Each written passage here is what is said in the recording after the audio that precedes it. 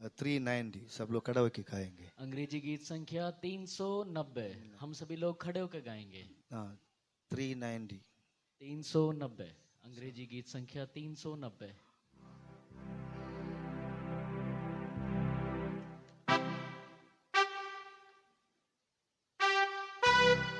सारे बच्चे लोग संडे क्लास बच्चे लोग मुंह खोल के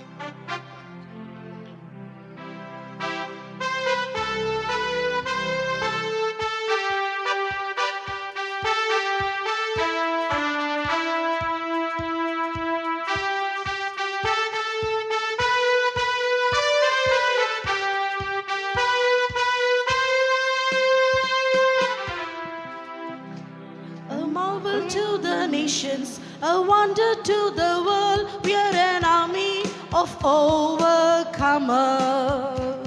Jehovah Nissi with us, His banner is unfurled. We are an army of overcomers. Step by step, we are marching onward. There's nothing to slow us down. For Jesus is commander.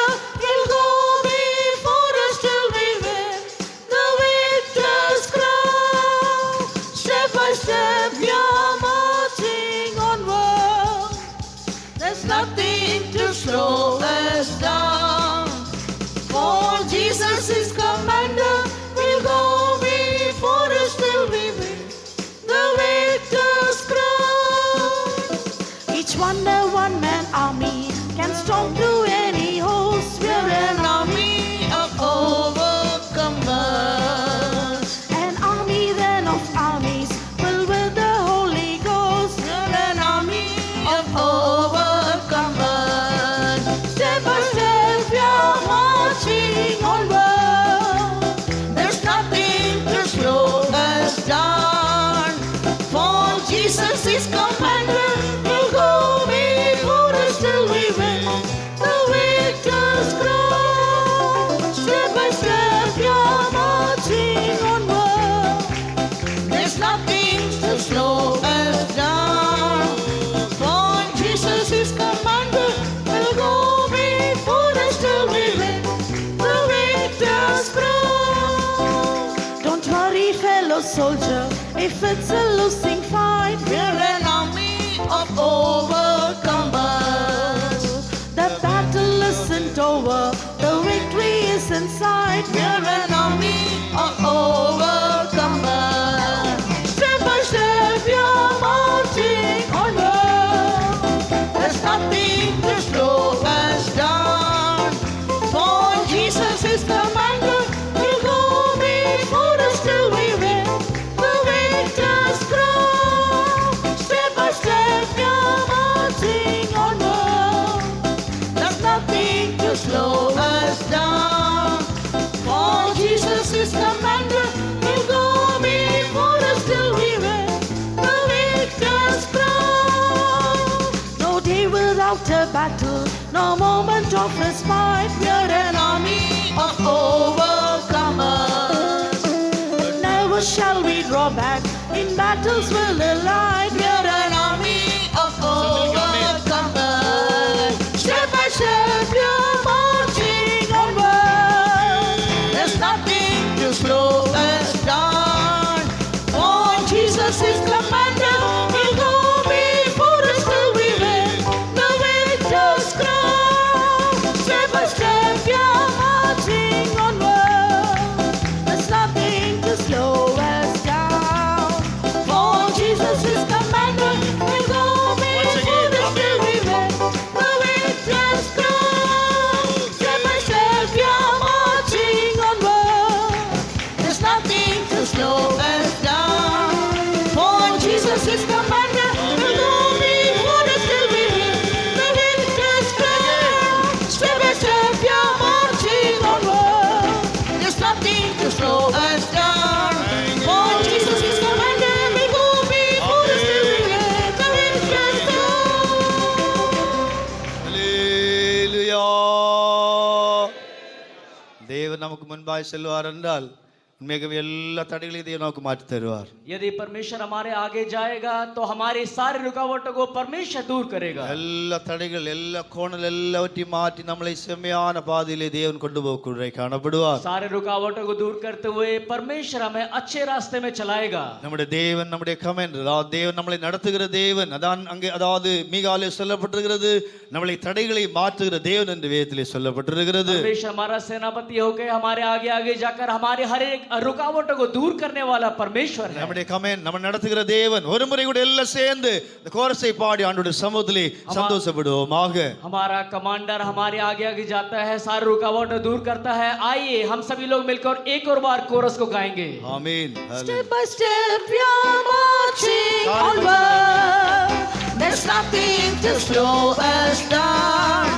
For Jesus is commander, we'll go before us till we win the victor's crown. Step by step we are marching onward. There's nothing to slow us down. For Jesus is commander, we'll go before us till we win the victor's crown. Step by step we are marching onward. There's nothing to slow us down. For Jesus is commander, we'll go before us till we win the victor's crown. Step by step we are marching onward. Nothing to slow us down. For Jesus is commander, we'll go before us till we win the victor's crown. Hallelujah, hallelujah, hallelujah, hallelujah, hallelujah, hallelujah. Please back चाहिए. நம்முடைய சமயம் முடியுது, முடிய போகுது. हमारा जो समय है समाप्त होने वाला है. பரவாயில்ல, இருந்தாலும் நம்ம கரெக்டா முடிச்சுக்கலாம். लेकिन कोई बात नहीं है, हम समय पर समाप्त करेंगे. கர்த்தருடைய பரிசுத்த நாமத்திற்கு மகிமை உண்டாகட்டும். परमेश्वर पवित्र नाम की महिमा होवे. நம்முடைய அனௌன்ஸ்மெண்ட் முதலாவது, அதாவது செப்பல்ஸ் முதல்ல உங்களுடைய செப்பல்ஸ் எல்லாம் அந்த ஒவ்வொரு ஸ்டாண்ட்ல எங்கெங்க ஸ்டாண்ட் இருக்கிறதோ அங்கே வைக்க வேண்டும். सूचनाएं जो चप्पल जहां स्टैंड हैं केवल स्टैंड में ही आप अपने चप्पलों को रखें. அது உங்களுக்கு அப்படி சேஃபா வேணும் என்றால், அதாவது நீங்க வேணா நீங்க அதை பேக் பண்ணி கூட வைக்கலாம்.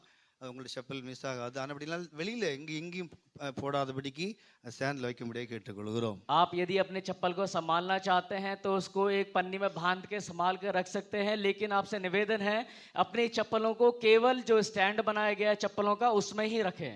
நெக்ஸ்ட் யூத் மீட்டிங் போகிற பிள்ளைகள், மீன்ஸ் அது யூத் மீட்டிங்காக எத்தனை பிள்ளைகள் நீங்கள் போகிறீர்களோ, நாளை மண்டே ஈவினிங் 5 o'clock இங்கிருந்து புறப்பட வேண்டும். जवानों के सभा में जाने वाले जवानों से निवेदन है सोमवार शाम 5 बजे यहाँ से हम जाएंगे, उससे पहले यहाँ पर आकर आप रेडी रहें. அங்க கேம்பஸுக்குள்ள எந்த விதத்திலும் மொபைல் போன் யூஸ் பண்ணக்கூடாது.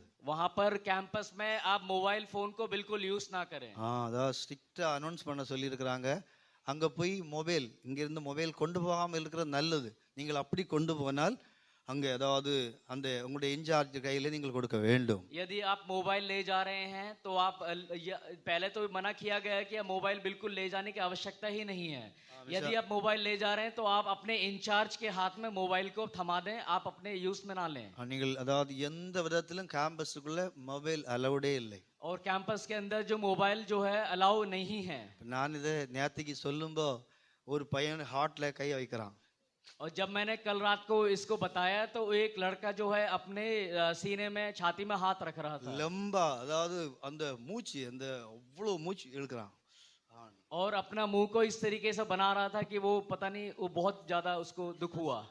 லம்பா சாஸ் லம்பா बहुत लंबा सांस लिया. ஏன்னா அது அவ்வளவு தூரம் நம்ம கூட அதாவது அட்டாச் இல்லாட்ட அது இல்லாம ஒன்றுமே செய்ய முடியாதுள்ள நிலவரம் தான் இப்போது காணப்படுகிறது. उससे समझ में आता है कि मोबाइल के बिना रहना कितना मुश्किल है. एक ऐसा समय आप पहुंचा है मोबाइल के बिना रहना बहुत मुश्किल है. தாவீது சொல்லுகிறான், என் தேவனை எனக்கு முன்பாக வைத்திருக்கிறேன் சொல்லுகிறான். दाऊद कहता है कि मैंने अपने परमेश्वर को अपने सामने रखा है. ஆனால் இப்போ அப்படி இல்லை. எல்லாரும் அதாவது இப்போ மொபைலை தான் எனக்கு முன்பாக நான் வைத்திருக்கிறேன். लेकिन अभी ऐसा नहीं है, मैंने अपने सामने मोबाइल को ही रखा है. ஒரு நேத்துக்கு ஒரு பையன் சொன்னா, தம்பி சொன்னா, அதாவது நைட்டுக்கு 2 மணிக்கு அந்த பையன் எழும்பி அதாவது மொபைல் எடுத்துட்டு பார்த்துட்டு படுத்துருக்கிறான். और कल रात को एक जो लड़का रात को 2 बजे उठा, मोबाइल को चेक किया और फिर सो गया. பாருங்க, நான் கேட்டேன் என்ன பார்த்தேன் और मैंने उससे पूछा कि तुमने अभी क्या चेक किया मोबाइल में. அதாவது பாருங்க எவ்வளவு பயங்கரமான ஒரு அதாவது இக்கட்டான காலகட்டத்தில் நாம் போய் கொண்டிருக்கிறோம். इतना विकट जो खराब समय में हम आ पहुंचे हैं, இப்ப இது இல்லாம இந்த ஃப்ரெண்ட் இல்லாம நம்மளால ஒன்றுமே முடியாது. और इसके बिना दोस्तों के बिना रहना बहुत मुश्किल है. ஒரு வீட்ல ஒரு அம்மா அந்த பையனோட சொல்றாங்க, மோனே இன்னொரு உலகம் இருக்கு, அதை மறந்துடாதேன்னு சொன்னார்கள். एक माता अपने घर में अपने लड़के से कहती है कि एक और जो जगह है, एक और संसार है, उसके बारे में तू नहीं भूलना. அதாவது இவன் எனி டைம் அதாவது மொபைல்லே காணப்பட்டிருந்தான். और हमेशा वो मोबाइल में ही घुसा रहता था. அப்ப அவங்க அம்மா சொன்னாங்க, மோனே அதாவது இன்னொரு உலகம் இருக்கு, அதனால மறந்துடாதே. और उसकी माँ ने कहा कि एक और दुनिया है, उसके बारे में तू बिल्कुल नहीं भूलना. அப்ப அந்த பையன் என்ன சொன்னான் தெரியுமா? वो लड़के ने क्या कहा? அந்த உலகத்தோட லிங்கையும் அனுப்புங்க. उस दुनिया का जो लिंक है वो मेरे को भेज दो. அந்த அந்த அதாவது दूसरा दुनिया दूसरे वर्ल्ड का அந்த லிங்க் भी मेरे को भेज दो, वो भी मेरे को देखना है. दूसरे दुनिया का जो लिंक है वो मुझे भेज दो, वो मुझे देखना है. பாருங்க, அதாவது பாருங்க, எல்லாம் அதனுடைய வழிதான், அதனுடைய வழிதான் எல்லாம் நாட்கள் நடக்கிறது. और ये वही जो रास्ते हैं जिनमें आजकल लोग चल रहे हैं. ஒரு ஃபாதர் அந்த தன்னுடைய பையனோட கேட்டான், அதாவது என்ன, அதாவது உனக்கு டிஃபன் என்ன வேண்டும் என்று போய் பிள்ளையிடத்துல கேட்க காணப்பட்டான். एक पिता अपने बच्चों से जाके पूछता है कि तेरे को टिफिन में क्या चाहिए? நீ ஏன் வாண்டடா வருகிறாய், அதாவது வாட்ஸ்அப்ல வா, ரிக்வெஸ்ட் கொடு, நான் அப்செட் कर மிஸ், அதாவது நீ எல்லாம் வாட்ஸ்அப்ல வான்னு சொல்றான். और व्हाट्सएप में तो रिक्वेस्ट कर दे, सब कुछ आ जाएगा करके. தோசையா இட்லியா சப்பாத்தியா நீ வாட்ஸ்அப்ல கொடு, நான் என்ன வேணும் வாட்ஸ்அப்ல உனக்கு நான் ரிப்ளை பண்றேன். और तू क्या चाहिए तेरे को व्हाट्सएप में तू मेरे से मांग ले, मैं व्हाट्सएप में ही तेरे को रिप्लाई कर दूंगा. நீ எதுக்கு தேவையில்லாம வந்து டிஸ்டர்ப் பண்றீங்க? क्यों ऐसे बेकार में आके मुझे डिस्टर्ब कर रहा है? பாருங்க, அது எவ்வளவு பயங்கரமான, அதாவது ஒரு ஈக்கட்டான அதாவது இது இல்லாமல் அதாவது இது ஒரு பெரிய கடவுளை போல ஒரு எல்லாவற்றால் இதுதான் மனுஷனை நடத்தக்கூடிய அந்த ஒரு இடத்திலே வந்திருக்கிறது. और इतना विकट खराब समय में जो मनुष्य आ पहुंचा है. அதனால பிள்ளைகள், அதாவது நீங்க கண்டிப்பா மொபைல் கொண்டு நீங்க போக வேண்டாம். और जो बच्चे, मैं आपसे निवेदन करता हूं कि आप मोबाइल को आप ना ले जाएं. அதாவது சப்போஸ் கொண்டு போனா கூட நான் ஃபோன் பண்ணி சொல்லுவேன், இந்த ஆள்கிட்ட கையில ஃபோன் இருக்குன்னு நான் சொல்லிவிடுவேன். और यदि आप ले जा रहे हैं तो मैं फोन करके वहां बता दूंगा कि इस लड़के के पास मोबाइल है. அப்ப அங்க இருந்து திருப்பி வரும்போது மொபைல் இல்லாத வருவீங்க. और वहां से जब वापस आओगे तो आपके हाथ में मोबाइल नहीं होगा. உங்களுக்கு ஃபோன் பண்றதுக்கு அங்க அதாவது ஃபோன் இருக்குது, அதுல நீங்கள் காயின் போட்டால் நீங்கள் எங்க வேணாலும் ஃபோன் பண்ணிக்கலாம். वहां पर पे फोन है, उसमें कॉइन डाल के आप कहीं पे भी कॉल कर सकते हैं. அதனால போற பிள்ளைகள் யாரும் மொபைல் கொண்டு போட, எல்லாம் போற பிள்ளைகள் மாத்திரம் கரங்களை வைத்துங்களேன். जो बच्चे जवान जाने वाले हैं वो केवल अभी हाथ उठाएंगे. कल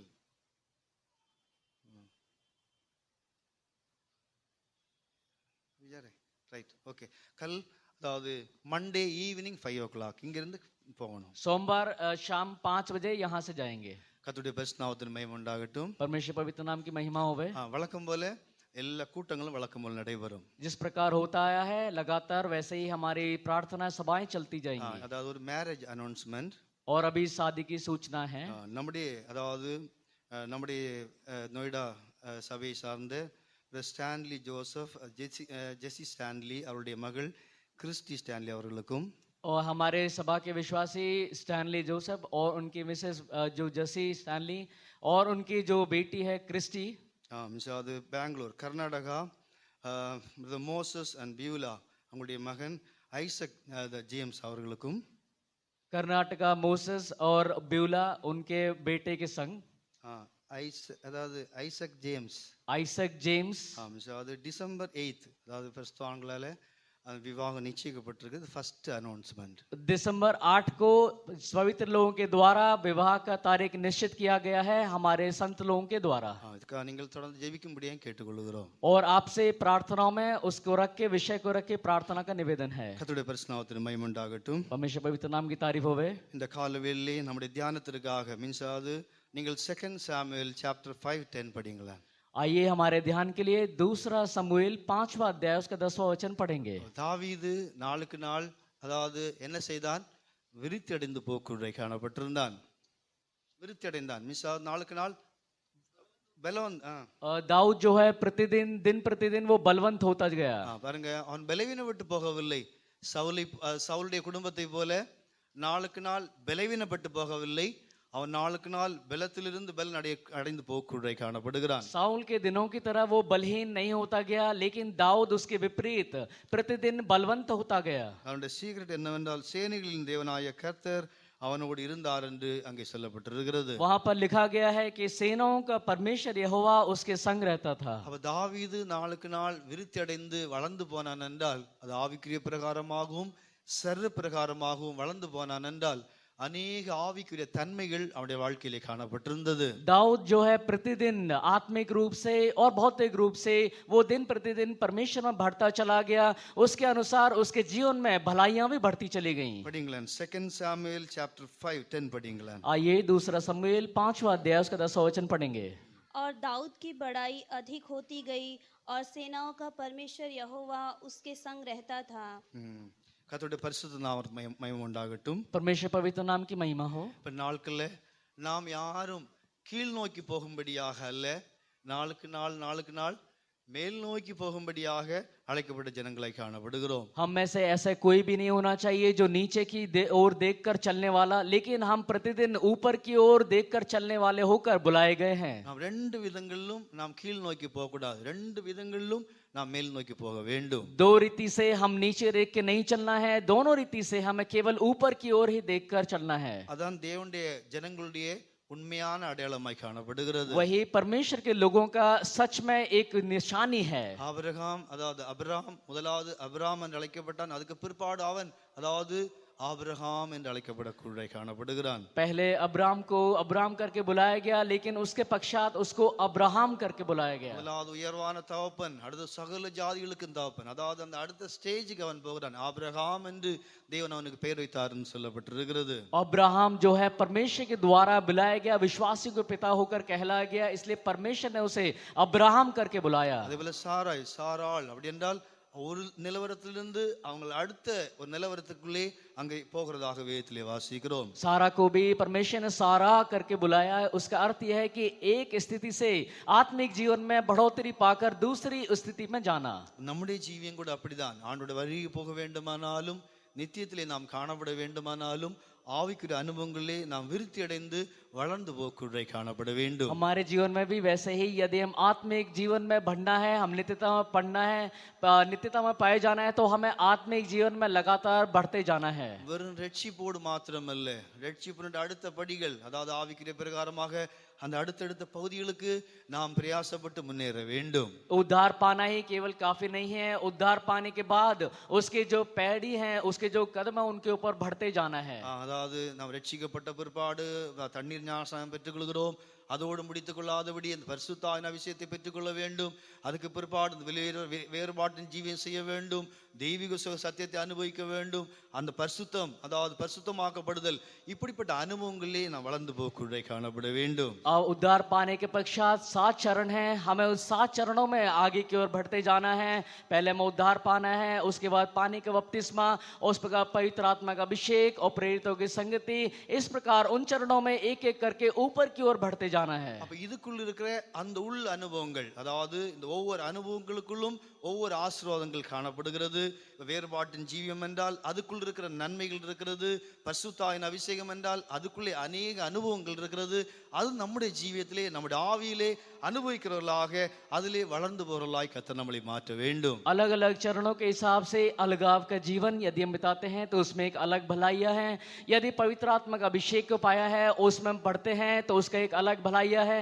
तो इस प्रकार से हमारे जीवन में जिस प्रकार हम बढ़ोतरी की ओर बढ़ते हैं, परमेश्वर हमें भलाइयों से भरता जाता है. பரிசுத்த ஆவியின் அப்படி என்றால் நம்ம இந்த ஒவ்வொரு அனுபவத்துக்குள்ளும் இருக்கிற அந்த ஆவிக்கிற அனுபவங்கள் தான் நம்முடைய ஜீவியத்தில் இருக்கிற வளர்ச்சி, இல்லாவிட்டால் மேன்மை. அதை நம்முடைய ஆவி நம்முடைய ஜீவியம் அனுபவிக்காமல் இருக்கும் என்றால் உண்மையாகவே நாம் அந்த அனுபவத்தில் இல்லை என்பதை அறிய வேண்டும். यदि हम चरणों में जब गुजरते हैं, अलगाव का जीवन, पवित्र आत्मा का अभिषेक का जो चरण है, यदि उन चरणों में जाते हुए उन आत्मिक अनुभवों को यदि हम प्राप्त नहीं करते हैं, तो इसका मतलब है कि हम अपने आत्मिक जीवन में बढ़ोतरी को नहीं पा रहे हैं. குறிப்பாக பரிசுத்த ஆவி பெற்றிருக்கிறோம், பரிசுத்த ஆவியை பெற்ற பிற்பாடு அந்த தேவ அன்பை எப்போதும் அனுபவிக்கிறவர்களாக, அந்த அன்பை எப்போதும் உணர்கிறவர்களாக நாம் ஜீவிக்க வேண்டும். पवित्र आत्मा का अभिषेक को पाने के पश्चात आप परमेश्वर के प्रेम को नित्य नित्य हमेशा उसको एक महसूस करने वाले, अनुभव करने वाले होकर बन जाना चाहिए. பரிசுத்த ஆவியை பெற்றிருக்கிறோம். எப்போதும் அதாவது நீதியை குறித்தும் நியாய தீர்ப்பை குறித்தும் அந்த பாவ உணர்வை குறித்தும்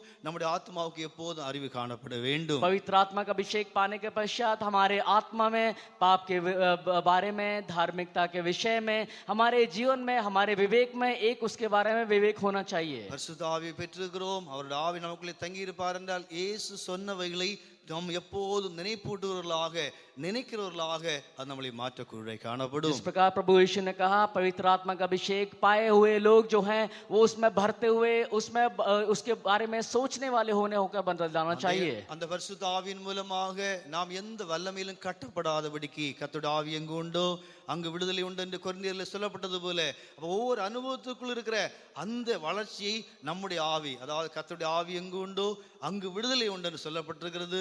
அப்படி என்றால் நாம் எந்த விதத்திலும் எந்த வல்லமையினாலும் கட்டப்படாதவர்களாக, விடுதலையாக்கப்பட்டவர்களாக நாம் ஜீவிக்குள்ளே காணப்பட வேண்டும். जहाँ परमेश्वर की आत्मा है वहाँ आजादी है. उस वचन के अनुसार यदि हमने पवित्र आत्मा का अभिषेक को पाया है तो हम किसी भी तरीके से, कोई भी आत्मा के द्वारा हमारे अंदर बंधन नहीं होना चाहिए. அதே மாதிரி தேவனுடைய ஆவியின் மூலமாக நம்முடைய இருதயம் கடினப்பட்டு போகாதபடிக்கு, தேவனுடைய ஆவியுடைய முக்கிய வேலையே நம்முடைய இருதயத்தை சதையான, மென்மையான அதாவது இருதயமாக மாற்றுகிற வேலைதான் தேவனுடைய ஆவியுடைய வேலையாக காணப்படுகிறது. पवित्र आत्मा का अभिषेक का जो मुख्य कार्य यह है कि हमारा जो हृदय पत्थर के समान कठोर हुए बना, हमारा हृदय बिल्कुल मांस का हृदय, एक बहुमूल्य हृदय बन जाना ही, उसको बना देना ही पवित्र आत्मा का पहला कार्य है. அப்ப பாருங்க, இந்த அதாவது இப்படி ஒவ்வொரு ஆவிக்குரிய அனுபவத்துக்குள்ளும் இந்த ஒரே ஒரு சத்தியத்துக்குள்ள எத்தனையோ ஆசீர்வாதங்கள் இருக்கிறது. அப்ப மேன்மை வளர்ச்சி என்று சொல்கிறது. இதை அனுபவிக்கக்கூடிய அந்த வளர்ச்சியிலே நம்முடைய ஜீவியம் காணப்பட வேண்டும். जो एक एक चरण है उसमें कई तरीके के आशीषें हैं. उन आशीषों को पाते हुए हम उनमें बढ़ना ही उसका मुख्य कारण है. பரிசுத்த ஆவி நமக்குள்ள இருப்பார் என்றால் அந்த பரிசுத்தமாக்கப்படுதலுடைய வேலை ஆவி ஆத்ம சரத்திலே நாம் திரும்பவும் நம்முடைய ஜீவியத்திலே அந்த சுத்திகரிக்கப்படக்கூடிய அனுபவம் தொடர்ந்து நடக்குள்ளே காணப்படும். यदि हम पवित्रता की अनुभव में जा रहे हैं तो उसका अर्थ यह है कि हमारा जो आत्मा, प्राण, शरीर, उसको लगातार हम शुद्ध करते रहें. நீங்கள் தெசலோனிக்கேல வாசிக்கும் பல இடங்களில் வாசிக்கும் போது இது நிமித்தம் அடுத்ததாக அந்த ஆவியின் கனிகள் மிகவும் முக்கியம். ஒரு குடும்பம் சரியான விதத்தில் நடப்பதற்கு இந்த ஆவியின் கனிகள் மிகவும் அவசியம். அப்ப நாம் நாட்கள்ல எவ்வளவு தூரம் மேன்மை அடைந்திருக்கிறோம், எவ்வளவு தூரம் வளர்ச்சி அடைந்திருக்கிறோம் என்பதை நாட்கள் ஆராய்ந்து பார்க்க வேண்டும். आत्मा के फल और हर एक परिवार को चलने के लिए आत्मिक फलों का आवश्यक होना बहुत जरूरी है. आत्मिक फलों का मौजूद होना बहुत जरूरी है. तो हम पवित्र आत्मा के अभिषेक के जरिए या उन भलाइयों के जरिए आत्मिक फलों को पाना बहुत मुख्यता रखता है. அப்ப இதிலிருந்து கீழ் நோக்கி போகிறோம் என்றால், இல்லாவிட்டால் நாம் அதுக்கு அந்த சவுலை போல, அதாவது நாம் விருத்தி அடையாமல் இதுக்கு ஆப்போசிட்டாக போகிறோம் என்றால் விளங்கிக் கொள்ள வேண்டும், நான் ஆவிக்குரிய ஜீவியத்திலே முன்னேறவில்லை, கீழ் நோக்கி போக்குள்ளே காணப்படுகிறேன். यदि साउल की तरह यदि हम इन आत्मिक अनुभव को पाने के बावजूद यदि नीति की ओर जाते हैं तो इसका मतलब यह है कि आप आत्मिक जीवन में ऊपर की ओर नहीं बढ़ रहे. இது ரொம்ப முக்கியமான காரியம். இந்த ஆவிதான் நம்முடைய ஜீவியத்திலே மேலே கொண்டு போகிறவர், அந்த சிங்காசனத்துக்கு கொண்டு போகிறவர், தேவனுடைய சாயலுடைய அந்த ரூபத்தை, இல்லாவிட்டால் அந்த சாயலை நமக்குள்ளே உண்டாக்குறவரே தேவனுடைய ஆவிதான். ஆனபடினால் தான் ஆவியின் வல்லமைக்கு இடம் கொடுங்கள் என்று நாங்கள் திரும்பவும் சொல்லக்கூடிய காணப்படுகிறோம். हमें केवल दाऊद की तरह देख कर चलना है. दाऊद हमें ऊंचे की ओर, सिंहासन की ओर पहुंचाने वाला है. आत्मा का अभिषेक के द्वारा हम बार बार बोलते रहते हैं कि उसमें हम बढ़िए, क्योंकि उसका अर्थ यह है कि पवित्र आत्मा का अभिषेक के द्वारा हम यीशु के स्वरूप में बदल जाएंगे. நம்முடைய சொந்த பலத்தினாலே நாம் ஒருபோதும் எடுத்துக்கொள்ளப்பட முடியாது. அது என்னதான் கிருபை இருந்தாலும், என்னதான் தாளந்து இருந்தாலும் நம்முடைய சொந்த பலத்தினால் எடுத்துக்கொள்ளப்பட முடியாது. இந்த ஆவியோடு சேர்ந்து, அந்த ஆவியோடு இணைந்து நாம் பிரயாணம் செய்யும் போதுதான் தேவனுடைய ஆவி நம்மளை தேவன் மேலே கொண்டு போகக்கூடிய காணப்படுவார். हम अपने बल के द्वारा, अपने सामर्थ्य के द्वारा कभी भी परमेश्वर के आगमन में उठा लिए नहीं जाएंगे. आप ये जान लें, यदि हम पवित्र आत्मा के अभिषेक के साथ सफर करते हैं, आत्मा में होकर चलते हैं, तब जब प्रभु आएगा तो उस आत्मा के अभिषेक के जरिए हम उठा लिए जाएंगे. இந்த ஆவிதான், நீங்கள் எசேக்கியேலை வாசிக்கும் போது இந்த ஆவிதான் நம்மளை நிற்க செய்கிறது. இந்த ஆவிதான் முதலாவது நிற்க செய்கிறது, அதற்கு பிற்பாடு மேலே கொண்டு போகக்கூடிய காணப்படுகிறது. सबसे पहले ये आत्मा हमें स्थिर करता है, उसके पश्चात हमें ऊपर की ओर आकाश में ले जाता है. நாம் முதல் அனுபவம் நம்முடைய ஜீவியத்தில் இல்லை என்றால் அந்த இரண்டாவது எடுத்துக்கொள்ளப்படுகிற அனுபவம் இல்லாமல் போகக்கூடிய காணப்படும். यदि हमारे जीवन में पहला अनुभव नहीं है तो आत्मा में उठा लिए जाने का अनुभव हमारे जीवन में नहीं होगा. அதான் விருத்தி, அதான் வளர்ச்சி, அதான் அந்த ஆவியின் அனுபவங்களிலே நாட்களை நாம் வளரும்படியாக தேவன் நமக்கு உதவி செய்ய வேண்டும். जो आत्मा के उन अभिषेकों में, उन भलाइयों में भरना ही परमेश्वर हमसे इन दिनों में चाहता है. நீங்கள் எசேக்கியேல் சாப்டர் 2ல வாசிக்கும்போது 2:2ல வாசிக்கும்போது கர்த்தருடைய ஆவி என்னை காலூன்றி நிற்க செய்தார் என்று அங்கே எசேக்கியேல் சொல்லக்கூடிய காணப்படுகிறான். इज़ेकियेल दूसरा अध्याय उसके दूसरे वचन में जैसे ही उसने मुझसे ये कहा त्यों ही आत्मा ने मुझ में समाकर मुझे पांवों के बल खड़ा कर दिया, ऐसा वो कहता है. மூன்றாவது அதிகாரத்திலே சொல்கிறான், அதன் சாப்டர் 3:12 வாசிக்கும் போது அதே ஆவி என்னை எடுத்துக்கொண்டார். அப்படி என்றால் அதான் வளர்ச்சி. எல்லாவற்றால் அதே ஆவியோடு சேர்ந்து ஜீவிக்கும் போது, அந்த விருத்தி நமக்குள்ளே உண்டாகும் போது தேவன் நம்மளை எடுத்துக்கொள்ளப்படக்கூடிய, எல்லாவற்றால் உயர்த்தக்கூடிய இடத்திலே நாம் வரக்கூடிய காணப்படுகிறோம். इज़ेकियेल तीसरा अध्याय उसके 12 वचन में लिखा गया है, तब आत्मा ने मुझे उठाया. उस वचन के अनुसार जब आत्मिक अनुभव हमारे जीवन में होंगे तो आत्मा के जरिए हम उस स्थान में आना चाहिए जहां से प्रभु अपनी आत्मा के द्वारा हमें खींच कर ऊपर की ओर उठा ले. பின் நாட்களில் நாம் விருத்தி அடைய வேண்டும். ஒருபோதும் கீழ் நோக்கி செல்லாதபடி. ஒருவேளை நாம் சில சமயங்களில் கீழ் நோக்கி போகிறோம், ஆனால் தேவ சமூகத்திலிருந்து நம்மளை தாழ்த்தி, எல்லாவற்றிலும் ஆண்டவரே இந்த அனுபவத்தில் என்னால் முன்னேற முடியவில்லை, இந்த அனுபவத்தில் என்னால் நிற்க முடியவில்லை, இந்த அனுபவத்தில் என்னால் முற்றிலுமாக வளர முடியவில்லை என்று நம்மளை குறைகளை உணர்ந்து தேவ கிருபையினாலே நாம் தேவ கிருபையை பெற்று நாம் முன்னேறும்படியாக நாட்களை பிரயாசப்பட வேண்டும். कई बार अपने जीवन में ऐसे अनुभवों से हम गुजरते हैं, लेकिन आप परमेश्वर की हज़ूरी में जब आते हैं, अपने आप को नम्र करते हुए, हलीम करते हुए परमेश्वर से मांगे, हे परमेश्वर इस आत्मा से मुझे छुटकारा दे, इन बंधनों से मुझे छुटकारा दे और आत्मिक जीवन में आगे की ओर बढ़ने के लिए मुझे मदद कर. தாவீதுடைய வாழ்க்கையிலே அவன் விருத்தி அடைய முக்கிய காரணமே அவனுடைய வாழ்க்கையிலும் தோல்வி வந்தது, பலவீனங்கள் வந்தது, மிகவும் மீறுதல்கள் உண்டானது, எல்லாம் உண்டானாலும் கடைசியாக அவன் விருத்தி அடைந்தான். தேவனுடைய இருதயத்துக்கு ஏற்றவனாக மாறினான் என்றால் தன் குறைகளை உணர்ந்து, தன் தவறுகளை உணர்ந்து தேவ சமூகத்தில் இருந்து போராடி தன்னை தாழ்த்தி சரிப்படுத்தக்கூடிய ஒரு அனுபவம் அவனுடைய வாழ்க்கையிலே காணப்பட்டிருந்தது. दाऊद के जीवन में कई बार कई सारी गिरावटें आई, कई बार वो हार गया, लेकिन हर बार वो परमेश्वर के सम्मुख में बैठ के अपने आप को हलीम करते हुए आत्मिक जीवन में आगे की ओर बढ़ता गया. எல்லாரும் அப்படியே அந்த ஆவிக்குரிய ஜீவியத்துல பிறந்து அப்படியே யாரும் முன்னேறி போறவர்கள் அல்ல. அதாவது தாழ்ச்சி இருக்கும், சில சமயங்களிலே விழுகை இருக்கும், இப்படிப்பட்ட அனுபவங்கள் இருக்கு. ஆனாலும் சோர்ந்து போகாதபடிக்கு நாம் அதாவது ஆண்டோட சமூகத்திலே நம்மளை தாழ்த்தி அந்த ராஜ்யத்தை எப்படி அதை அடைய வேண்டும், அவரை போல மாற வேண்டும் என்கிற அந்த வாஞ்சியோடு ஆண்டோட சமூகத்திலே போராடும் போது கர்த்தர் நமக்காக அவருடைய கிருபையை தந்து நம்மளை நிலைநிறுத்தக்கூடிய காணப்படுவார். ऐसा नहीं है कि आत्मा पाने के पश्चात आपका जीवन ऊपर की ओर जाएगा. ये आत्मा जीवन में आपके नीचे गिरावट भी आएगा, और लेकिन आपका जीवन स्थिर नहीं रहेगा, कभी ऊंचाई कभी नीचाई. लेकिन जब भी हम नीचे स्तर में हो तो परमेश्वर के सामने अपने आप को हलीम करते हुए परमेश्वर से मांग लें और ऊंचाई की ओर बढ़ते चले जाएं. தாவீது ஏன் விருத்தி அடைந்தான் என்று, அதாவது எத்தனையோ அனுபவங்கள் இருந்தாலும் இன்னைக்கு ஒரே ஒரு அது காரியத்தை மாத்திரம் நான் அதிகமாக அதாவது தியானிக்கும்படியாக நான் சொல்லக்கூடிய காணப்படுகிறேன். दाऊद क्यों बढ़ता गया, इसके विषय में कई सारी बातें समझाने के लिए है, लेकिन मैं एक ही विषय के ऊपर गौर करूंगा. அநேக நல்ல சுபாவங்கள் இருந்தது, நம்ம எல்லாருக்கும் தெரியும். அவன் மிகவும் தாழ்மை உள்ளவன் என்று நமக்கு நன்றாக அறிந்திருக்கிறோம். बहुत सारे अच्छे स्वभाव थे, वो बहुत हलीम था, हम सभी को मालूम है.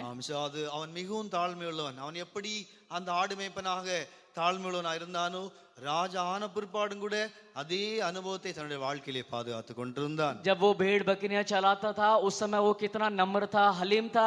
राजा होने के बाद भी वो उतना ही हलीम और नम्र बना रहा. நாளுக்கு நாள் போக போக அவனுடைய தாழ்மை அதாவது வளர்ந்ததே தவிர ஒருபோதும் குறைந்து போகவில்லை. दिन गुजरते गए, लेकिन उसका जो हलीमी है वो कम नहीं हुआ, बल्कि बढ़ता चला गया. அவன் சொல்கிறான், செத்த நாய் என்று அவன் ஒரு முறை சொல்லக்கூடிய காணப்படுகிறான். वो एक बार कहता है, मैं तो एक कुत्ते, मरे हुए कुत्ते के समान हूं करके वो बोलता है. தெள்ளு பூச்சி. அப்படி என்றால் அவனை எவ்வளவு தூரம் சிறுமைப்படுத்த முடியுமோ அவ்வளவு தூரம் தாழ்த்தக்கூடிய ஒரு சுபாவம் வாழ்க்கையிலே காணப்பட்டிருந்தது. वो जितना अधिक अपने आप को हलीम कर पाया, उतना ज्यादा हलीम करने का एक अनुभव उसके जीवन में दिखाई दिया. நம்ம எவ்வளவு தூரம் நம்மளை அதாவது தாழ்த்துகிறோமோ, நாம் எவ்வளவு தூரம் நம்மளை ஒன்றுமில்லை என்று நினைக்கிறோமோ, உண்மையாகவே சத்துரு நம்மளை ஒன்று செய்ய முடியாது என்பதை அறிந்து கொள்ள வேண்டும். हम कितना अपने आप को हलीम करते हैं, हम कितना अपने आप को बोलते हैं कि हम कुछ नहीं है, उतना ज्यादा शत्रु हमसे दूर भागता है. இது ஒரு பெரிய சத்தியம். அதாவது எவ்வளவு தூரம் நம்மளை வெறுமையாக்குகிறோமோ, நம்மளை ஒன்றுமில்லை என்று நினைக்கிறோமோ, அவ்வளவு தூரம் சத்துரு நம்முடைய ஜீவியத்தை ஒன்று செய்ய முடியாது.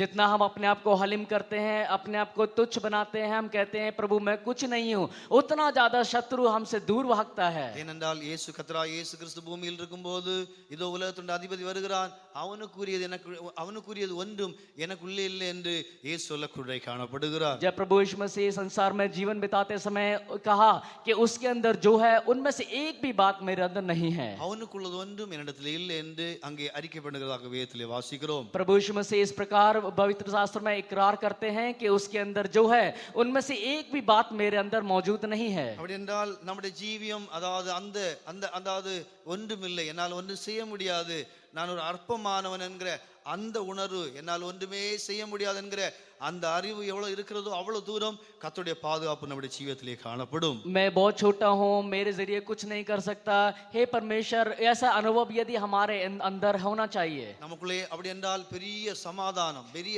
தைரியம், பெரிய இளைப்பாறுதல், தேவையில்லாத பாரங்கள் நம்முடைய இதயத்தில் இருக்காது என்பதை அறிந்து கொள்ள வேண்டும். उसके वजह से हमारे जीवन में बहुत बड़ा विश्राम, शांति, हमारे जीवन में बेकार का जो चिंता हमारे जीवन में नहीं आएगा. உண்மையாகவே நம்முடைய ஆவி தாழ்மையுள்ளதா இருக்கும் என்றால் பெரிய ஒரு இளைப்பாறுதல் நம்முடைய இதயத்தை ஆளுகை செய்யக்கூடிய காணப்படும். यदि हमारा आत्मा हलीमी का आत्मा है तो आप समझ लें कि आपके जीवन में एक बहुत बड़ा विश्राम होगा. என் தலையில எல்லாம் இருக்குன்னு சொல்லி நினைப்போம் என்றால் நிச்சயமாகவே அவ்வளவுதான், தேவையில்லாத சமாதான கேடு, நம்மளால ஒன்றும் செய்ய முடியாது, அதாவது இருதயம் பாரம், நாம் ஒன்றுமில்லைன்னு நினைப்போம் என்றால் தேவனே எல்லாத்தையும் பொறுப்பெடுக்க காணப்படுவார். सारी चिंताओं को अपने सिर में उठा के चलेंगे तो आपको बिल्कुल शांति नहीं मिलेगा, बहुत कष्ट होगा. लेकिन जब आप ये कहेंगे हे परमेश्वर मेरे से कुछ नहीं हो सकता, सारी चिंताएं जब हम परमेश्वर के ऊपर डाल देते हैं तो हमारे जीवन में बहुत बड़ा विश्राम होगा. என் குடும்பம் என் தலை மேல் இருக்குன்னு நினைப்போம் என்றால், நான் தான் நடத்துகிறேன் நினைப்போம் என்றால்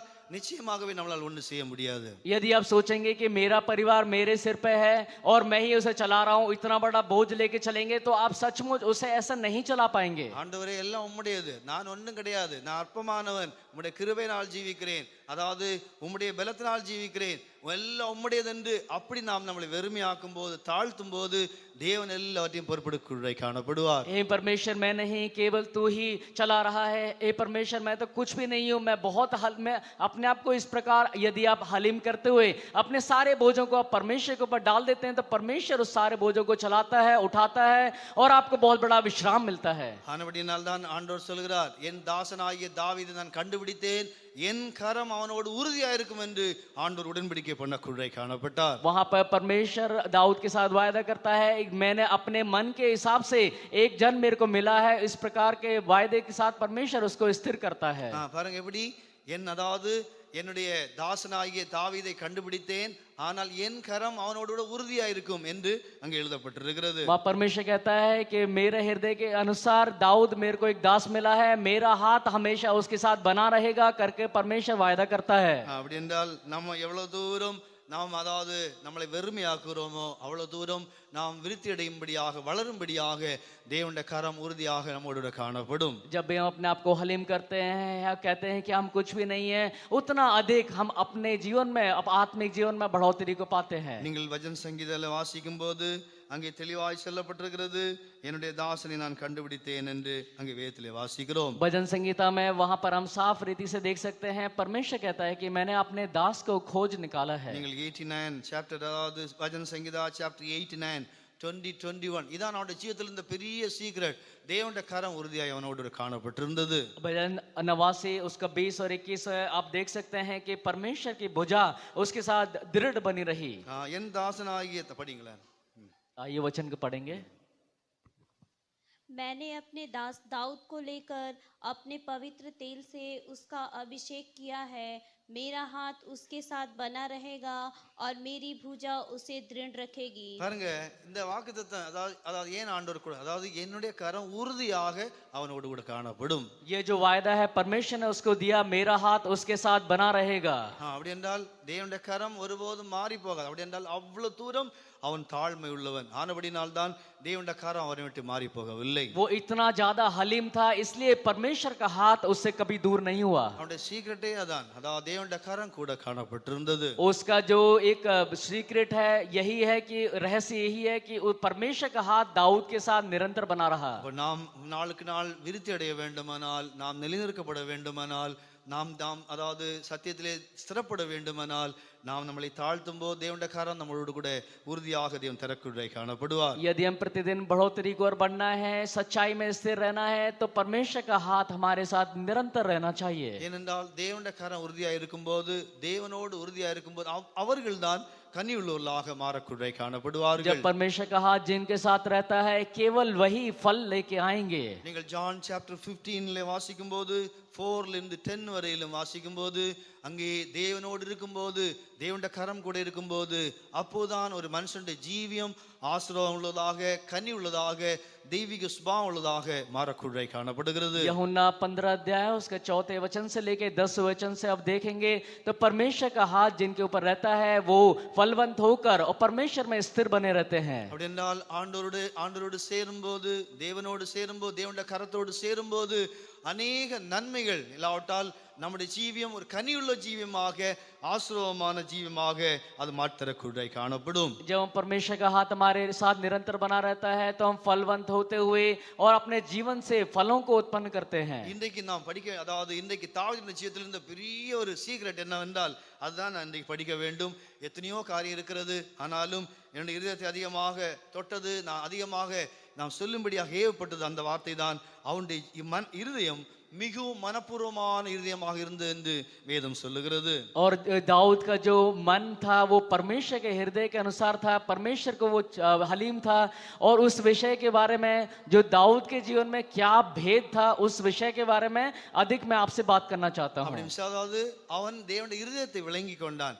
தேவன் என்ன எதிர்பார்க்கிறார் என்பதை சரியான விதத்திலே விளங்கி கொண்டு அதற்கு ஏற்றவாறு அவனுடைய இருதயத்தை மாற்றக்கூடிய காணப்பட்டிருந்தான். दाऊद को ये समझ में आ गया कि परमेश्वर मुझसे क्या अपेक्षा करता है और परमेश्वर के मन के हिसाब से वो आगे की ओर कार्यों को करने लगा. அவனுக்கு நன்றாய் தெரியும், வானம், அதாவது நீங்கள் செகண்ட் குரோனிக்கல் நீங்கள் ஃபர்ஸ்ட் குரோனிக்கல் சாப்டர் 29 இதான் சீக்ரெட். அவனுடைய கடைசி, அதாவது அவன் அங்கே அந்த ஒரு சாப்டர் முழுவதும் வாசிக்கும் போது அங்கே சொல்லப்பட்டிருக்கிறது, எல்லாம் தேவனுடையதுதான். அவருக்கு பொன்னும் வெள்ளியும் மகிமையும் கனமும் எல்லா இடத்தில் இருக்கிறது, இதெல்லாம் அவருக்கு பிரியமான காரியம் இல்லை என்று சொல்லுகிறான். दूसरा इतिहास 20वां अध्याय उसके 9वें वचन में उसका रहस्य दिया गया है कि दाऊद के पास वहां पर हीरे मोती चांद अच्छे नागमणि सब कुछ था, लेकिन वो सब उसको नहीं चाहिए करके वही परमेश्वर के राज्य के लिए उसका रहस्य था. ஐஸ்வர்யம் கனம் மகிமை எல்லாம் அவருக்குரிய, மாட்சிமை கனம் எல்லாம் தேவனுக்குரியது. वो केवल सारा आदर मान महिमा सब कुछ परमेश्वर को ही देता था. भूमि नहीं, सारे परमेश्वर का, सब कुछ परमेश्वर का ही है. மிசாது எல்லாம் பொன் வெள்ளி எல்லாம் அவருக்குரியது. सारा आदर मान महिमा सब कुछ परमेश्वर का ही है. மிசானபடினால் ஒரு மனுஷன் பொன்னையும் வெள்ளியும் பணத்தையும் கொடுத்தால் அவர் எதுவும் திருப்திப்படுத்த முடியாது. सोना चांदी और धन को देने के बाद परमेश्वर को आप तृप्त नहीं कर सकते. அப்ப தாவீது அதை சரியான விதத்தில் கண்டுபிடித்தான், இதனாலே அவரை திருப்திப்படுத்த முடியாது. और दाऊद ये समझ गया था कि ये सोना चांदी से परमेश्वर को खुश नहीं कर सकते. அவர் இதயத்தின் ஆழங்களை பார்க்கிறவர், அந்த மனப்பூர்வமான அந்த நன்றியுள்ள இதயத்தை, அந்த மனப்பூர்வமான இதயம் தான் அவருடைய ஜீவியத்தில் இருந்த பெரிய சீக்கிரம் சொல்லப்பட்டிருக்கிறது. और शुक्रगुजारी का हृदय परमेश्वर, गहराइयों को देखने वाला, हृदय के गहराइयों को देखने वाला परमेश्वर है. ये रहस्य को दाऊद ने समझ लिया. பாருங்க, அதாவது எல்லாம் தேவனுக்குரியதுதான், ஆனாலும் அந்த இருதயத்தை தான், அந்த உத்தமமான அந்த மனப்பூர்வமான ஒரு இருதயம் ஒரு மனுஷனுக்குள்ள இருக்கும் என்றால் நிச்சயமாகவே அவனுடைய ஜீவியத்தை கர்த்தர் ஆசீர்வதிப்பார். அவனுடைய ஜீவியம் முற்றிலுமாக வளர்ந்து போக்குறை காணப்படும். सब कुछ परमेश्वर का ही है, लेकिन उत्तम हृदय वो परमेश्वर हमसे चाहता है. यदि हमारे अंदर उत्तम जीवन होगा, उत्तम हृदय होगा, तो हम परमेश्वर की ओर बढ़ोतरी में ऊपर की ओर बढ़ते जाएंगे. நீங்கள் ஃபர்ஸ்ட் கிரானிக்கல் சாப்டர் 29 நீங்கள் 14ல வாசிக்கும் போது தேவனுடைய இருதயத்தை விளங்கி அதே போல ஆண்டவரே மனப்பூர்வமாக நீ எனக்கு கொடுக்கும்படியாக உதவி செய்தேன் என்று அங்கே சொல்லக்கூடிய காணப்படுகிறான். दूसरा इतिहास 29 का 14 वचन में हम देख सकते हैं, परमेश्वर कहता है कि अपने हृदय के अनुसार उसने सब कुछ दिया. மனப்பூர்வமான இருதயம். இந்த காலைவேளையில தேவன் நம்மோடு கேட்கிற முக்கியமான காரியம், ஆவிக்குரிய ஜீவியத்திலே நாம் மனப்பூர்வமாக விருத்தி அடைய வேண்டுமானால் இந்த அனுபவம் நம்முடைய ஒவ்வொரு ஜீவியத்திலும் தேவையாய் காணப்படுகிறது. परमेश्वर हमसे चाहता है कि यदि हम आत्मिक जीवन में बढ़ोतरी पाना है तो हम अब सब कुछ परमेश्वर के लिए एक ऐसा हृदय होना चाहिए जो मन से हम उसके लिए करते हैं. பாஸ்டர் வில்சன் நம்முடைய சீஃப் பாஸ்டர் சொல்வார்கள், யோவாபை போல பெரிய காரியங்கள் செய்ய தேவையில்லை. और हमारे चीफ पास्टर विल्सन कहते थे कि योआब की तरह बहुत बड़ा कामों को करने की जरूरत नहीं है. பெரிய காரியங்கள் செய்வார்கள். கடைசியில் அந்த பராக்கிரமசாலியோட பட்டியல்ல பேர் இல்லாமல் போக்குறை காணப்படும். और आखिर में शूरवीरों की जो पट्टी थी उसमें उसका नाम नहीं था. பெரிய யுத்தம் செய்தான் பாருங்க. அவனுக்குள்ள எல்லா யுத்தங்களுக்குடைய எல்லா திமாக் எல்லாம் யோவாப் என்று வேதம் சொல்லுகிறது. सारा बुद्धि दिमाग उस योबाब के अंदर था. அதாவது தாவீதே ஒரு முறை சொல்கிறான், நான் ராஜாவா இருந்தாலும் உங்களை எல்லாரையும் விட பலவீனன் சொல்கிறான். அப்படி என்றால் யோவாப் எப்படிப்பட்டவன் என்பதை அதிலிருந்து அறிந்து கொள்ள வேண்டும். और दाऊद भी एक बार कहता है कि मैं यदि राजा होने पर भी आप सभी लोगों से कमजोर हूं. आप इसे समझ सकते हैं कि योआब कितना बुद्धिमान और कितना शक्तिशाली था. எல்லாம் இருந்தது, ஆனால் அந்த பராக்கிரமசாலியுடைய பட்டியலிலே பேர் இல்லாமல் போக்குறை காணப்பட்டது. लेकिन आखिर में सब कुछ होने के बावजूद पराक्रमीशाली जो शूरवीर होते हैं उनकी एक पट्टी होती है, उसमें उसका नाम नहीं था. அப்படி என்றால் தேவன் எதை பார்க்கிறார், எதை நம்முடைய ஜீவியத்தில் எதிர்பார்க்கிறார் என்பதை நம்முடைய வாழ்க்கையில் அறிந்து கொள்ள வேண்டும். तो इससे आप समझ लें कि परमेश्वर हमारे जीवन से क्या अपेक्षा करता है. நாம் அதான் பாஸ்டர் சொல்வார்கள், பெரிய காரியங்கள் செய்ய தேவையில்லை, செய்கிறதை மனப்பூர்வமாக செய்தால் அதுதான் தேவனுடைய பார்வையிலே பெரிய அங்கீகாரம் பெறக்கூடியது, அதான் தேவன் கனப்படுத்தக்கூடியது என்று சொல்லக்கூடிய காணப்படுவார்கள். बहुत बड़े कामों को करने की जरूरत नहीं है. जो भी आप करते हैं अपने पूरे मन और हृदय के साथ करें, उसको परमेश्वर आदत करेगा. நாட்களில் நாம் ஆண்டவருக்காக எது செய்தாலும் துதிக்கிறோம், இல்லாட்டால் ஜெபிக்கிறோம், இல்லாட்டால் கர்த்தருக்கு ஏதாவது கிரியை செய்கிறோம், ஊழியம் செய்கிறோம், என்ன செய்தாலும் நாட்கள் எப்படி நான் ஆண்டவருக்கு செய்யக்கூடிய காணப்படுகிறோம். चाहे हम स्तुति करते हैं, चाहे हम प्रार्थना करते हैं, आराधना करते हैं, परमेश्वर को किस प्रकार हम उसको अर्पण करते हैं ये मुख्यता रखता है. அந்த காலவேளையிலே நாம் எதை செய்தாலும், எதை மனப்பூர்வமாக நாம் எது செய்தாலும் மனப்பூர்வமாய் செய்யும் போது தேவன் அதை அங்கீகரிப்பார், தேவன் அதை ஆசீர்வதிப்பார், அதை தேவன் கனப்படுத்தக்கூடிய காணப்படுவார். जो भी आप करेंगे पूरे मन के साथ आपको करना चाहिए. यदि आप पूरे मन के साथ करेंगे तो परमेश्वर उसको आदर करेगा और उसका मान करेगा. அந்த அநேகருடைய ஜீவியத்திலே தேவனால் அங்கீகரிக்க முடியாமல், தேவனால் கனப்படுத்த முடியாமல், அதாவது இந்த அனுபவம், இந்த நம்முடைய ஜீவியத்தில் அந்த அனுபவம் இல்லாமல் இருக்கும் என்றால் நாம் ஏதோ கடமைக்காக ஆண்டவருக்கு செய்யக்கூடிய காணப்படுகிறோம். यार हमारे जीवन में ऐसा जो जीवन नहीं है, तो हम जो भी करते हैं केवल एक नाम के लिए हम करते हैं. நீங்கள் லூக் சாப்டர் 21லே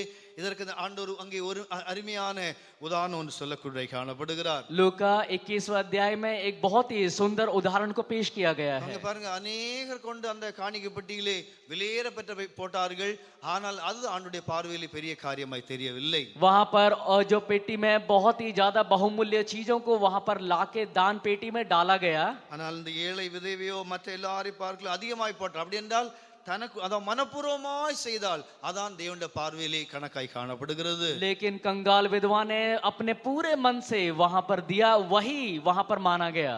பிரியமானவர்களே, கர்த்தர் நம்மளை அங்கீகரிக்க வேண்டுமானால் மிகவே இந்த அனுபவம், இந்த சுபாவம் நம்முடைய ஜீவியத்திலே தேவை என்பதை விளங்கிக் கொள்ள வேண்டும். आप इसे समझ सकते हैं कि ये अनुभव परमेश्वर हमसे चाहता है, ये अनुभव हमारे जीवन में होना जरूरी है. ஒரு நாள் அதாவது ஒரு பிலீவர் சொல்றாங்க, நான் கொடுத்த டைத்து நான் கொடுக்காம இருந்திருந்தா ஒரு வீடு வாங்கியிருக்கலாம்னு சொன்னாங்க. एक बार एक जो हमारे विश्वासी हैं उन्होंने कहा कि यदि जो मैं दशवांश देता हूं, यदि वो ना दूं तो उसको ना देने बगैर मैं एक घर खरीद सकता था. பாருங்க என்ன, அதாவது பாருங்க எவ்வளவு பயங்கரம். அதாவது எவ்வளவு பயங்கரமான காரியம். அப்ப நான் வந்து இவ்வளவு விஷயத்தை வைத்துட்டு ஆண்டவருக்கு எது கொடுக்க வேண்டும்? यदि इतना ज्यादा वो है तो आप परमेश्वर को क्यों देना है? எதுக்கு கொடுக்கணும்? ஒரு பிரயோஜனமும் கிடையாது. ऐसा दे के कोई मतलब नहीं है. நான் ஒண்ணுமே சொல்லல. நான் இந்த பைசா குறித்து அங்கெல்லாம் சொல்லதே கிடையாது. मैंने ऐसे कुछ नहीं बोला. पैसा மணியை குறித்து சொல்லதே கிடையாது. எனக்கு தேவையில்லை. पैसे के विषय में बिल्कुल मैंने नहीं बोला, मुझे जरूरत भी नहीं है. அது ஆண்டவருக்குரிய காரியம். இசாது அவங்க பாருங்க அவர் சொன்ன வார்த்தை. அப்படி என்றால் நம்ம சில சமயங்களை யோசிக்கிறோம், இது எது கொடுக்க வேண்டும் என்று யோசிக்கிறோம். कई बार हम ऐसा सोचते हैं कि हम ये क्यों दे रहे हैं करके.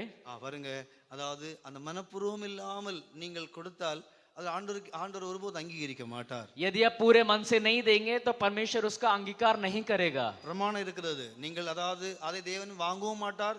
தேவனுடைய பார்வையில் அது விலை இல்லாமல் போக்குறை காணப்படும். उसका प्रमाण है कि परमेश्वर उसको लेगा भी नहीं और परमेश्वर की नजर में उसका कोई मूल्य भी नहीं होगा. நீங்கள் எக்ஸோடஸ் சாப்டர் 25:2 வாசிக்கும்போது மனப்பூர்வம் உள்ளவனுடைய கையிலே நீ வாங்கு என்று மோசேக்கு சொல்லக்குறை காணப்பட்டிருந்தார். मूसा को परमेश्वर निर्गमन 25:2 में कहता है इस्राएलियों से ये कहना कि मेरे लिए भेंट लाएं, जितने अपनी इच्छा से देना चाहें उन्हीं सबों से मेरी भेंट लेना. இதிலிருந்து விளங்கிக் கொள்ள வேண்டும், ஒரு மனுஷன் மனப்பூர்வம் இல்லாமல் என்ன செய்கிறானோ, ஒருவேளை அவன் ஜீவியம் செய்தாலும் சரி, இல்லாவிட்டால் கர்த்தருக்காக ஏதாவது கிரியை செய்தாலும் சரி, தேவனால் அங்கீகரிக்கப்படாது என்பதை விளங்கிக் கொள்ள வேண்டும். चाहे मनुष्य कुछ भी करे, चाहे वो जीवन जीता हो या कोई भी काम करे, लेकिन परमेश्वर के लिए पूरे मन से नहीं करता तो ये जान लें कि वो परमेश्वर उसे अंगीकार नहीं करेगा. அதான் தாவீது இதை விளங்கிக் கொண்டான். தேவனுடைய இருதயத்தை விளங்கிக் கொண்டு தேவன் மனப்பூர்வமான ஒரு இதை எதிர்பார்க்கிறார் என்று தேவன் விளங்கிக் கொண்டு எதை செய்தாலும் மனப்பூர்வமாய் செய்யும்படியாக அங்கே பிரயாசப்பட்டான்.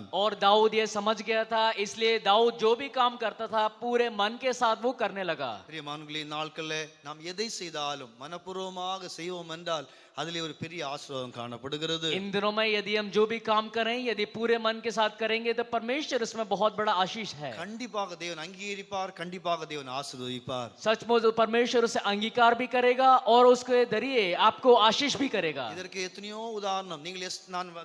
நான் நிறுத்திக் கொள்கிறேன். நீங்கள் எஸ்ராயிலே வாசிக்கும் போது அவன் அந்நிய மனுஷன், அந்நிய ராஜா கோரேஸ், ஆண்டவர் ஏன் அவ்வளவு பெரிய ஆசீர்வாதம் கொடுக்குறை காணப்பட்டார்? इज़रा में इस प्रकार हम पढ़ते हैं, कोरेस राजा वो कि अन्य राजा है, उसको परमेश्वर ने इतना अधिक आशीष क्यों दिया?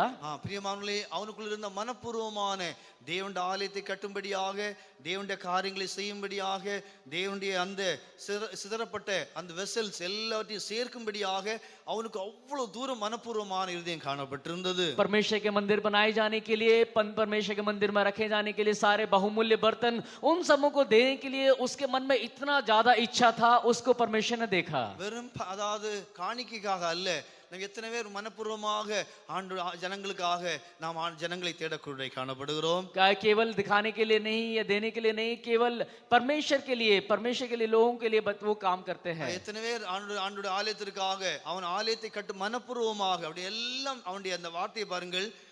அவன் தன்னுடைய ஜனங்களுக்கு எழுதும் போது கூட அதே வார்த்தை தான் எழுதக்கூட காணப்படுகிறான். और लोग लिखने पर भी वही बात वहां पर लिखा गया है कि वो पूरे मन के साथ परमेश्वर के लिए किया. ஆனபடியால் தான் ஆண்டவர் சொன்னார், அதாவது வெண்கல கதவை உடைத்து இரும்பு தாழ்பாளை முறித்து அந்த காலத்தில் இருக்கிற புதையலையும் பொக்கிஷங்களையும் உனக்கு நான் தருவேன்.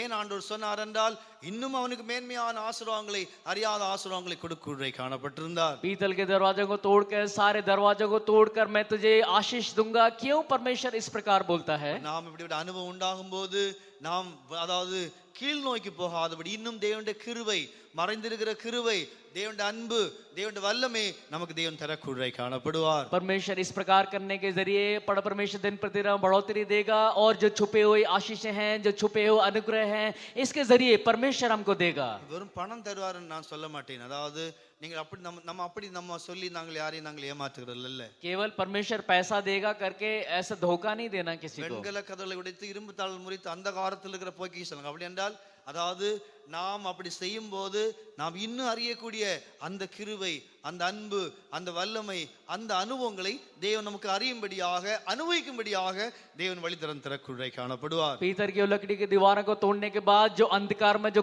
छुपा हुआ धन है, जो ऐसा देगा परमेश्वर. उन जरिए आपसे कहना चाहता है कि परमेश्वर आपको भलाइयां देगा, बहुत सारे आशीषों को, अनुग्रह को देगा. அந்த மறைந்திருக்கிற அந்த அன்பு அப்படி என்றால், அன்பு சொல்கிறோம், நாம் என்னுடைய அன்பை விளங்கிக் கொண்டு இன்னும் அனுபவிக்கும்படியாக கேட்கும்படியாக, அவரோடு நெருங்கும்படியாக, அவருக்குள் இருக்கிற அந்த அனுபவங்களை அனுபவிக்கும்படியாக தேவன் வழிகளை திறந்திரக்கூடாய் காணப்படுவார். वो छुपा हुआ जो प्रेम है परमेश्वर का वो आपको देगा, और उस प्रेम के जरिए आगे की ओर चलने के लिए परमेश्वर प्रेम के जरिए आपको मदद भी करेगा. நம்முடைய நாட்கள்ல நம்முடைய ஜீவிதத்தில் இருக்கிற எது செய்தாலும் சரி ஆண்டவருக்காக मनपूर्वமாக நாம் செய்ய கர்த்தர் நமக்கு உதவி செய்ய வேண்டும். परमेश्वर हमको मदद करना चाहिए. आगे के दिनों में हम जो भी काम करें केवल परमेश्वर के लिए पूरे मन से ही करना है. அவன் செய்த காரியங்கள் எல்லாம் நமக்கு தெரியும். ஆண்டவருடைய வார்த்தையை எப்போதும் கனப்படுத்துற விஷயத்திலே அவன் உண்மையாய் காணப்பட்டிருந்தான். और परमेश्वर के बात को जानता था, इसलिए वो जो भी काम करता था परमेश्वर को आदर के रूप में पूरे मन के साथ वो करता था. காலவேளை நம்முடைய கண்களை மூடி ஆண்டவரே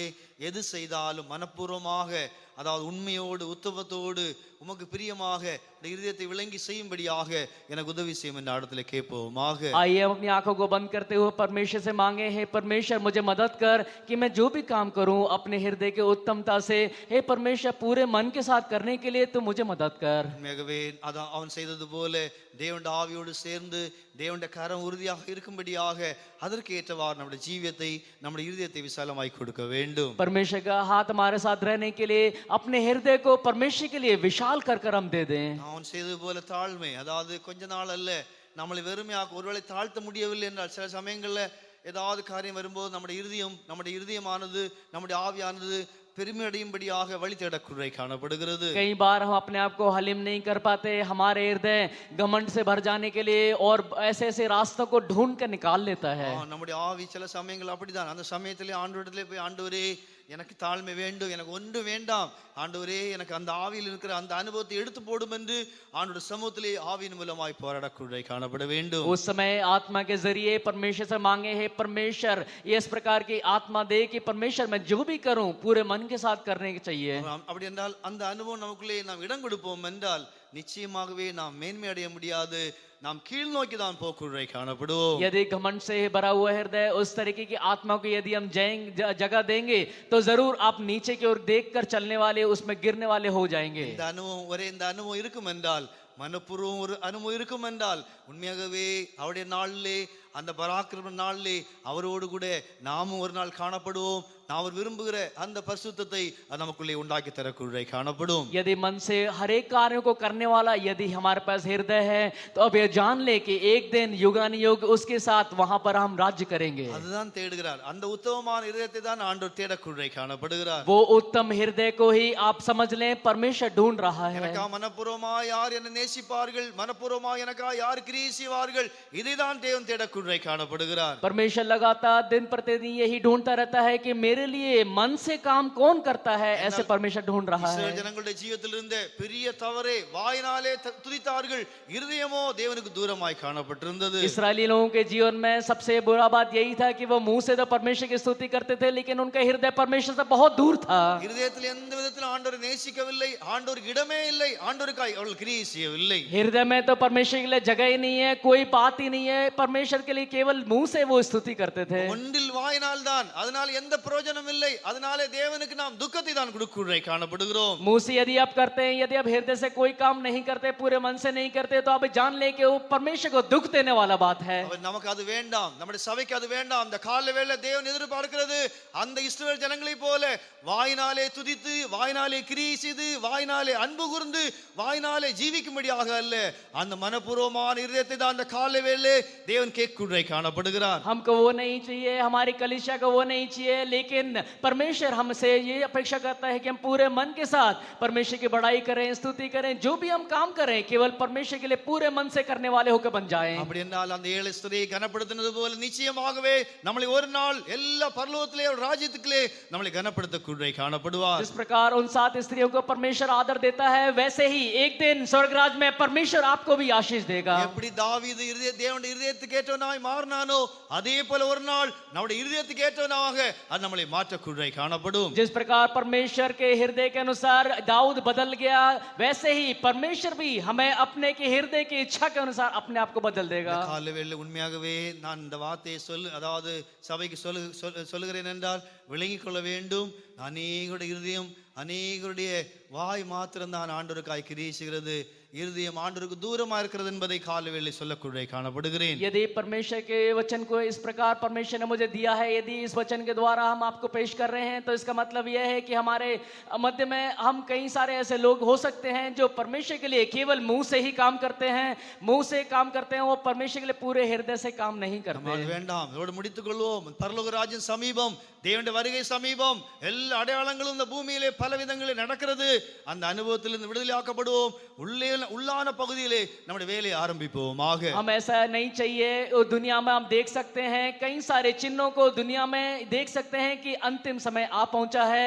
आइए हम अपने हृदय को उस कार्य में लगाएं जिसमें हम प्रभु को पूरे मन के साथ उसके लिए करें. நீங்கள் ஆச்சரியப்படாத முதல் வேலை ஆண்டவருடைய வேலை எல்லாம் வித்தியாசமா இருக்கும். ஆண்டவர் சொன்னார், முதல் வேலையை பசுத்தலத்திலே ஆரம்பி, உள்ளான பகுதியில அந்த மோஸ்ட் ஹோலி பிளேஸ்ல ஆரம்பி என்று ஆண்டவர் மோசேக்கு சொல்லக்கூடிய காணப்பட்டிருந்தார். मूसा से कहा उस तंबू में अति पवित्र स्थान में सबसे पहला जो कार्य आरंभ होना चाहिए. எல்லாரும் வீட்டுல வேலை செய்யும்போது முதல்ல காம்பவுண்ட் கட்டுவாங்க. ஆனா இங்க அப்படி இல்ல.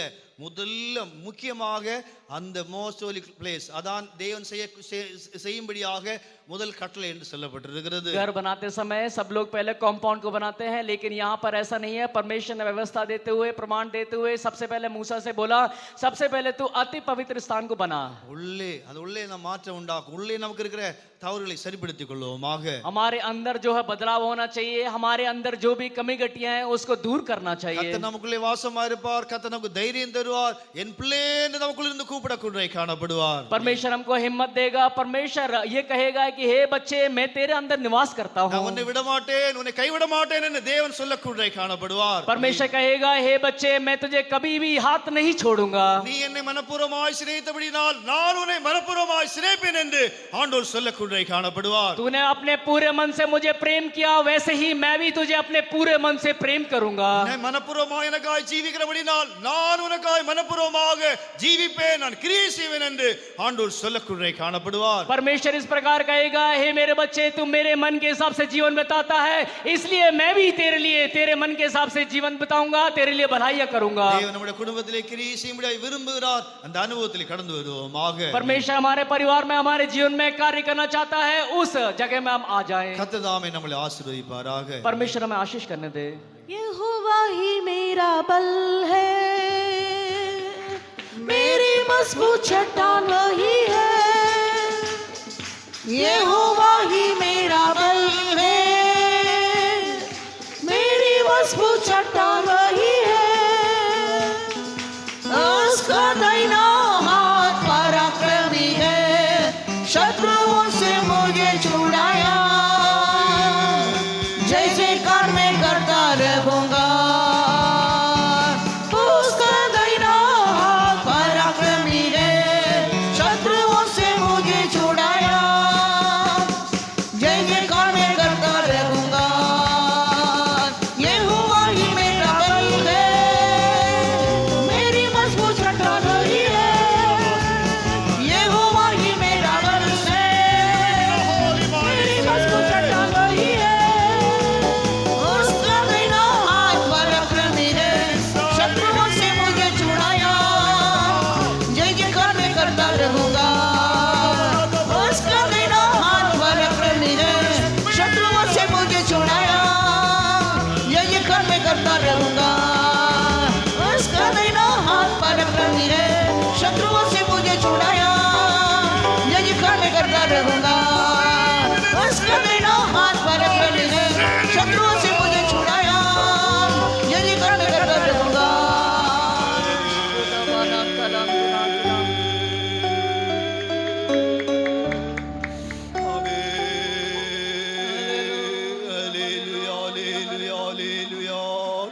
हालेलुया हालेलुया तारीफ करेंगे. Praise the Lord praise the Lord praise the Lord praise the Lord. सारे आदर मान में परमेश्वर देते हुए तारीफ करेंगे. Praise the Lord praise the Lord praise the Lord. पिता पुत्र पवित्र आत्मा के लिए तारीफ करेंगे. Praise the Lord, praise the Lord praise the Lord praise the Lord. आसमानी बाम शुक्र और तारीफ करते हैं खुदावन. पवित्र इनके सुबह को अगर तेरे पवित्र चरणों पर खुदावन हम सबों को इकट्ठा किया. तेरे नाम की महिमा करने के लिए, आनंदित और मगन होने के लिए, गीत गाकर मगन होने के लिए, खुदा तेरे सामर्थ्य को, तेरे अभिषेक को हमारे जीवन में अनुभव करने के लिए, हमारे जीवन में दिए अच्छे अवसर के लिए हम तेरा धन्यवाद करते हैं खुदावन। जब से हम आए तेरे हौसले हमारे बीच में रहा, तो हमारे बीच में मंडलाते रहा, हमसे बर्ताव करते रहा, हमसे बात किया खुदावन। इसलिए खुदावन तूने दिए सारे आशीषों के लिए हम शुक्रिया अदा करते हैं खुदावन। तो हमें कितना प्रेम करते हैं खुदावंद प्रभु।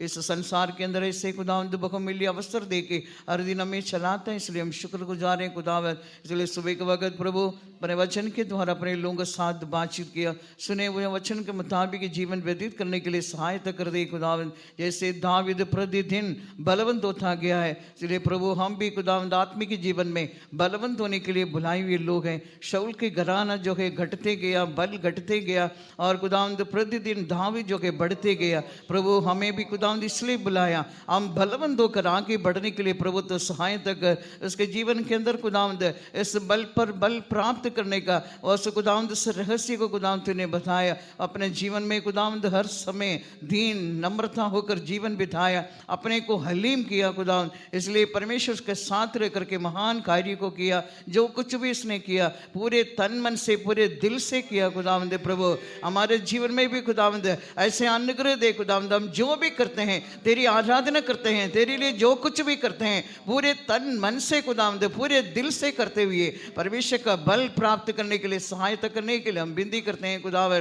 प्रभु जी तेरे आशीषों को प्राप्त करने के लिए हम बलवंत होकर खुदावंद सिय्योन यरूशलेम बनने के लिए हमें बुलाया। इसलिए खुदावंद पवित्र आत्मा का सामर्थ्य के द्वारा हम और भी बलवंत होने के लिए, उस सामर्थ्य के द्वारा मसीह हमारे अंदर वास करते हुए खुदावंद आने वाला सारे खुदावंद लड़ाइयों का लड़कर हम जय पाकर उस सिंहासन के योग्य बनने के लिए प्रभु सहायता करने के लिए हम विनती करते हैं खुदावंद। सुने वचन का हर एक वचन का लाभ उठाने के लिए मदद कर खुदावंद। हम केवल वचन सुनने वाला नहीं बल्कि उसके मुताबिक जीवन में अमल में लाने के लिए हर एक को सहायता कर दे। जितने लोग नहीं आ सके अपने अपने जगह में आशीष दे। जो लोग बीमार है, कमजोर है, तेरे वचन को भेज कर चंगाई देने के लिए हम प्रार्थना करते हैं खुदावंद। वचन के अनुसार जीवन बिताने के लिए हर एक को सहायता कर खुदावंद। प्रभु और एक बार सुबह के वक्त हम अपने आप को हलीम करते हैं, नम्र करते हैं खुदावंद। नम्रता से, दीनता से और पूरे तन मन से खुदावंद, पूरे दिल से परमेश्वर को प्रेम करके सेवा करते हुए, आराधना करते हुए आगमन के लिए तैयार होने के लिए हमें सहायता कर दी। हमारा आत्मा प्राण शरीर तेरे हाथों में अर्पण करते हैं, यीशु के नाम से मांगते हैं, आमीन। तारीफ करेंगे।